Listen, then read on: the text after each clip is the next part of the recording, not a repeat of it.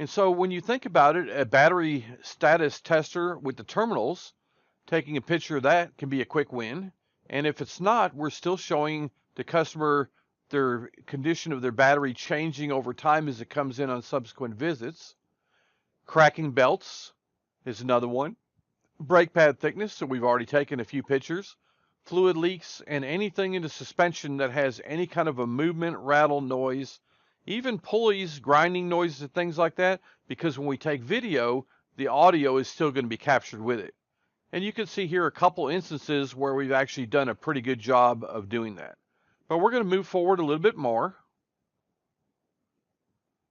And what I want to do is challenge you to understand is that a picture alone does not get you a job authorization. So when you look at this picture, whether you're a service advisor or technician, but more importantly, look at it in the eyes of the consumer, does this picture really tell you anything? Would it stop your thumb on the phone?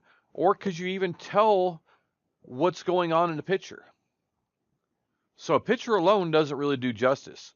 But now if we take it one step further and we put some emphasis on the picture by pointing an arrow to it, drawing a circle around it, and adding some text to it, this one here, it makes it very apparent that the tab on the connector was damaged and the sensor was not plugged in all the way. So can you see the difference between an edited and a non-edited picture? Think about the customer. Think about what they would see in the shop if a technician had actually had the service writer walk the customer out to the vehicle and the technician show them what's going on in the vehicle. I promise you the technician is going to take their finger, a laser pointer, or a long narrow screwdriver and point right to that connector, and they're going to say a few words to that customer. They're going to say, the tab is damaged, the sensor was not plugged in all the way, and this is what was causing your problem.